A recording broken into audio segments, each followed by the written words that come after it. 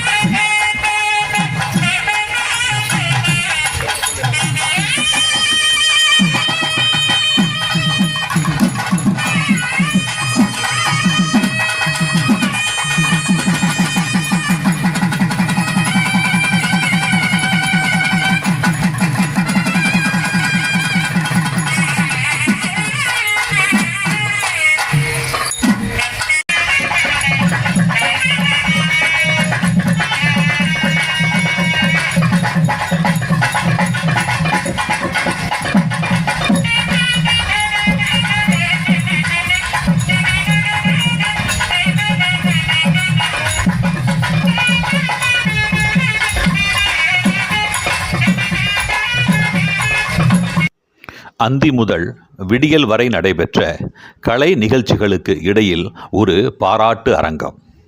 தஞ்சை மாவட்ட திராவிடர் கழக தலைவர் வழக்கறிஞர் சி. அமர்சிங் அவர்கள் தலைமையில் ஒரு பாராட்டு அரங்கம்.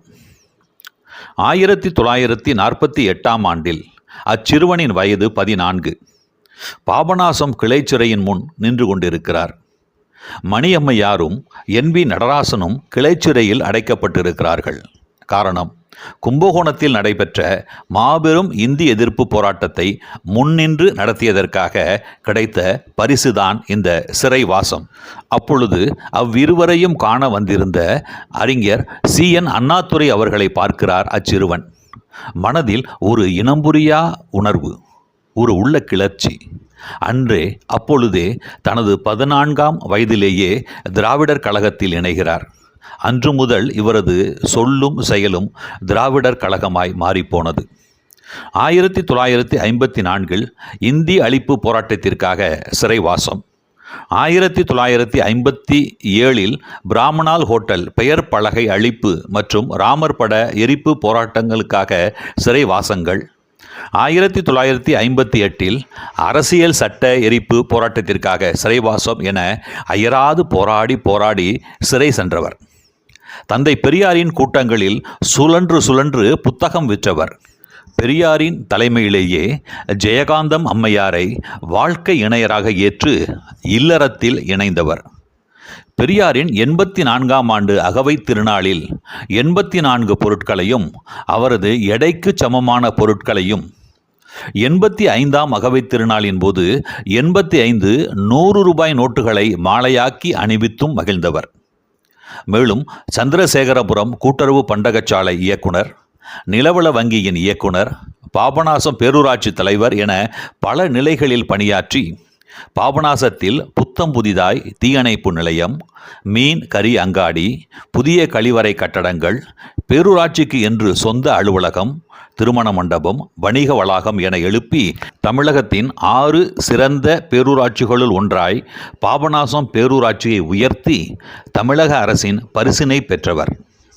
பாபநாசம் அரசு பெண்கள் மேல்நிலைப்பள்ளி தோன்ற காரணமாயிருந்தவர். பாபநாசம் அரசு ஆண்கள் மேல்நிலைப்பள்ளி பெற்றோர் ஆசிரியர் கழக தலைவராய் இருந்து கல்வி வளர்ச்சிக்கு வழியமைத்து கொடுத்தவர். இது மட்டுமல்ல, தன் மறைவிற்கு பிறகு தஞ்சை மருத்துவக் கல்லூரியின் மருத்துவ ஆராய்ச்சிக்காக தன் உடலையே தானமாய் வழங்க விரும்பி சாசனம் எழுதி கொடுத்தவரும், 14 வயதில் தொடங்கி 75 ஆண்டுகளுக்கு மேலாக இன்று தன் 91ஆம் அகவையிலும் தளராத சமூக பணி ஆற்றி வருபவருமான பெரியார் பெருந்தொண்டர், பெரியவர் மாண்புமிகு தி.ம. நாகராஜன் ஐயா அவர்களுக்கு திராவிடர் கழக பொதுச் செயலாளர் மாண்புமிகு வி. அன்புராஜ் அவர்கள் சுயமரியாதை சுடரொளி கபிசலம் தி. கணேசன் நினைவு சமுதாய தொண்டர் 2025 விருதினை வழங்கி சிறப்பித்தார். பெரியார் பெருந்தொண்டரின் பணி சிறக்கவும் இன்னும் ஒரு 100 ஆண்டு வாழவும் வாழ்த்துவோம்.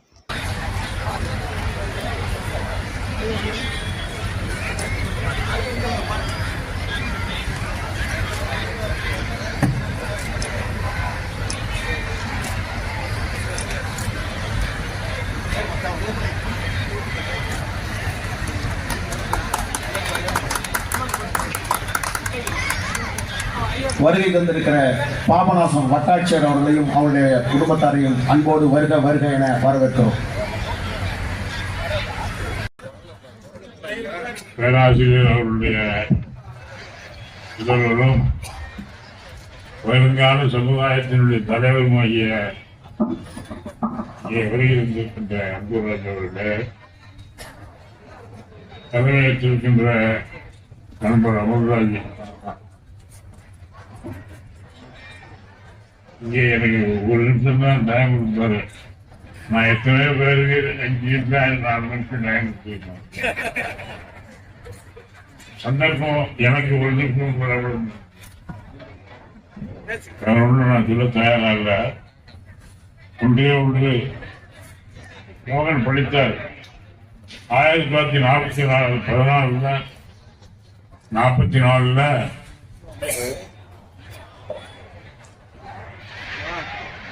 34வது ஆண்டு நான் பிறந்தேன் என்று சொன்னார்.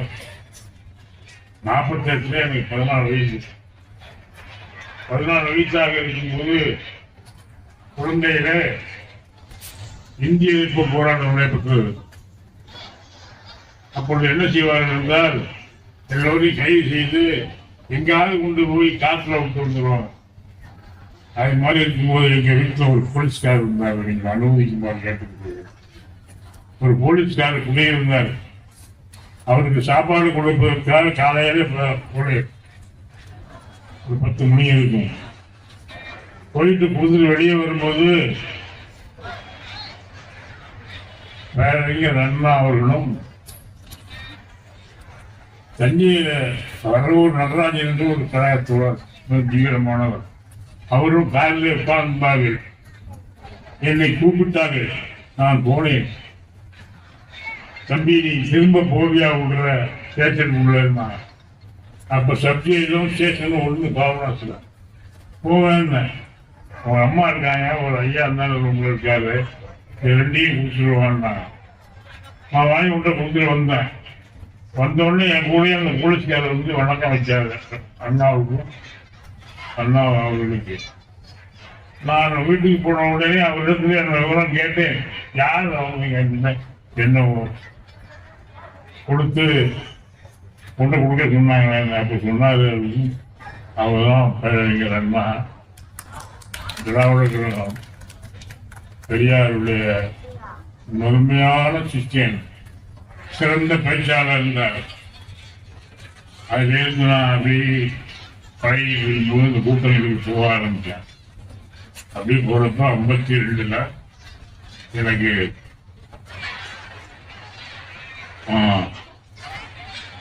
சிதம்பரராசன் என்ற ஒரு சுயேட்சையாக இருந்தார் எம்எல்ஏக்கு. அப்ப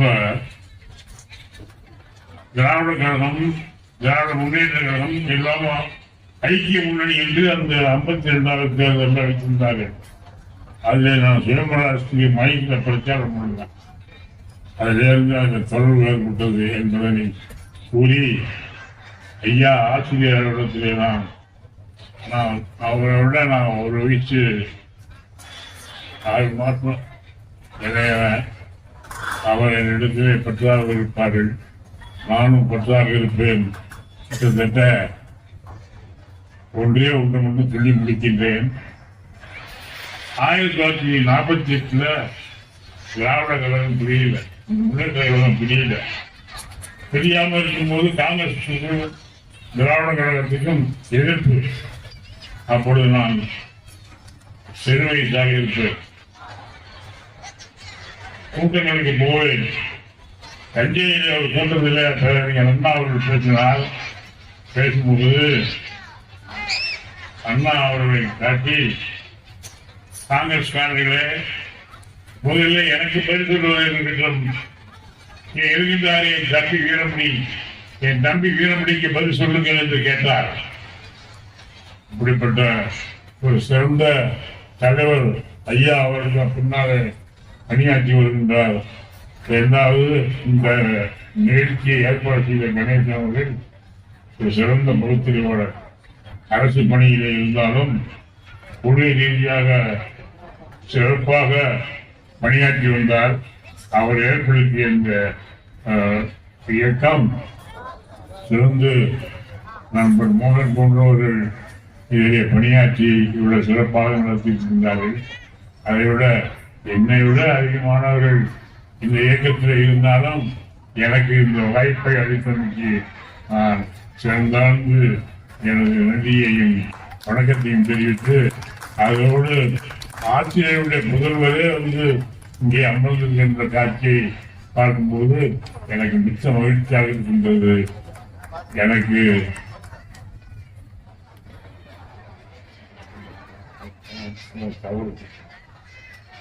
எனக்கு 10,000 ரூபாய் பணம் தந்திருக்கின்றார்கள். இந்த 10,000 ரூபாய் பணத்தை நான் திராவிட சமுதாய கழகத்துக்கு திருப்பி தருகிறேன். காரணம், எவ்வளவு பேர் எவ்வளோ இருந்தாலும் என்னை பாராட்டியதற்கு நன்றி செலுத்த வேறு வாய்ப்பில்லாத காரணத்தினாலே இந்த பணத்தை சமுதாய கட்டத்துக்கு திருப்பி தருகிறேன். சமுதாய அறக்கட்டளைக்கு.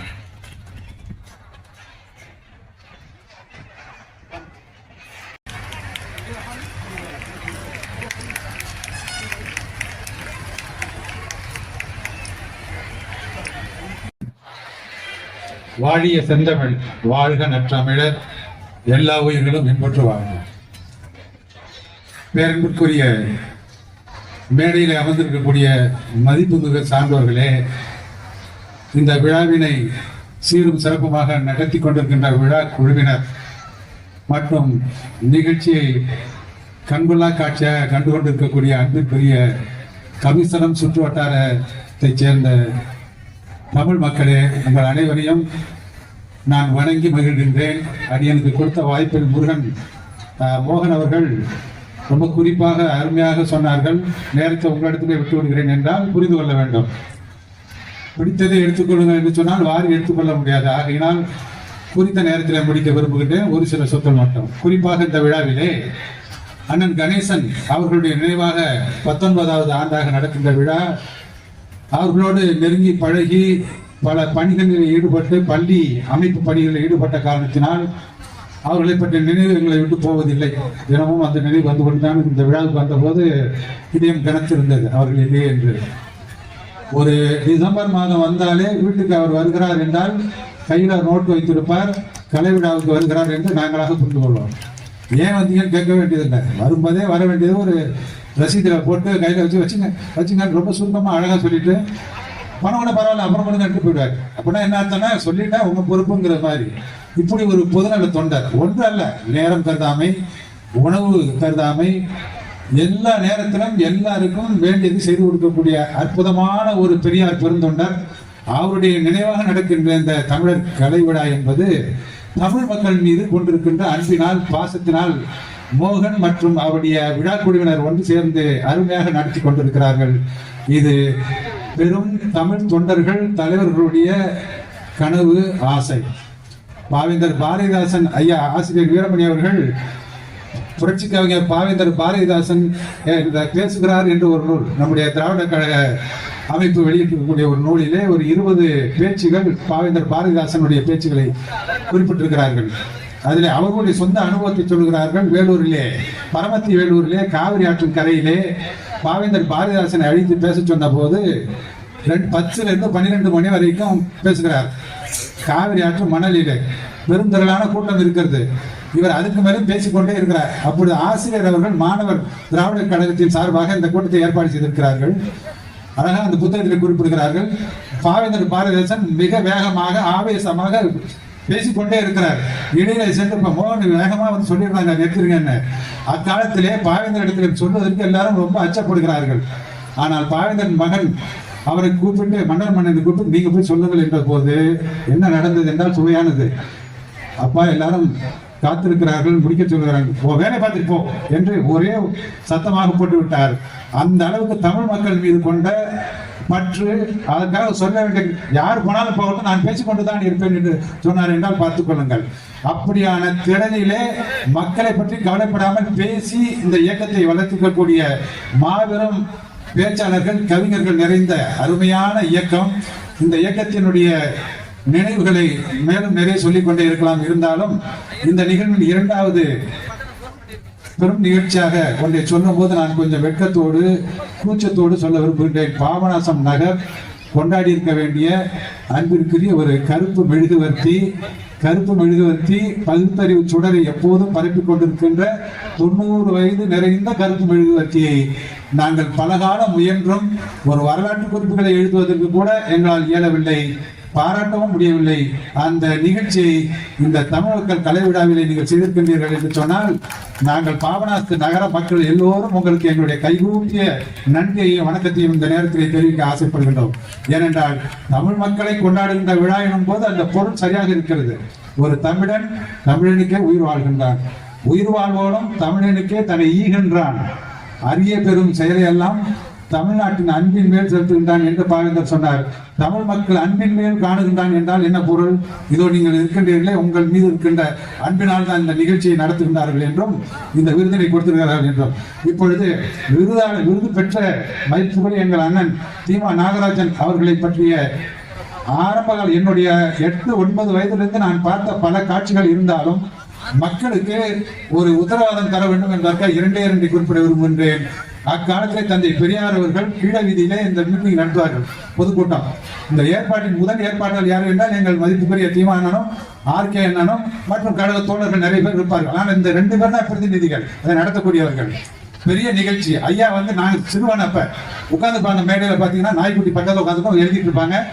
கூட்டத்தில் 2 பேரும் கூட இருக்க மாட்டாங்க. கூட்டம் ஆரம்பிக்கிறதுக்கு 1 மணி நேரத்துக்கு முன்னாடி வந்து உட்காந்துருப்பாங்க.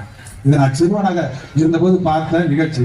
இந்த பெரியாரை என் மனம் தாங்கி இருக்கின்ற அளவிற்கு இன்றைக்கு யார் எதை பேசினாலும் அதிலிருந்து என் மனம் ஒட்டாது.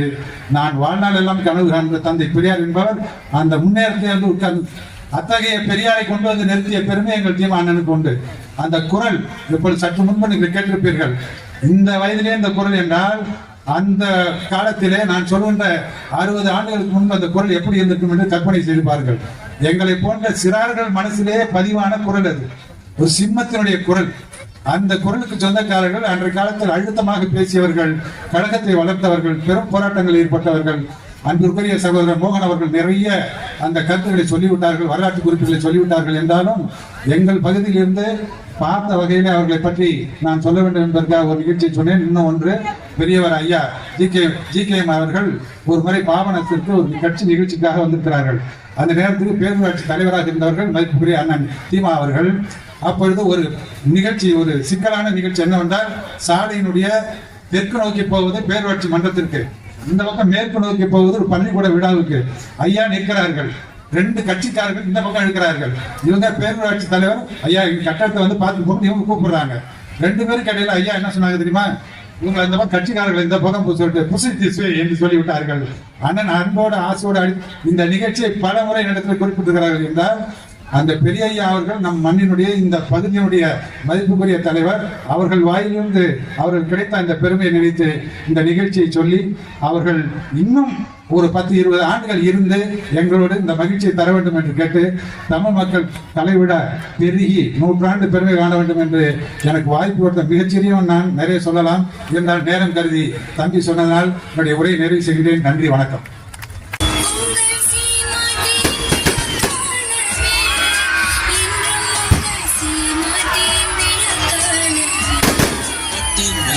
கிட்ஸ்வேர் என்று 35 வருட ஆடை பாரம்பரியம் விசேஷ விழாக்கால உடைகள் சீமாட்டி பட்டு ஜவுளி ரெடிமேட்ஸ் கும்பகோணம்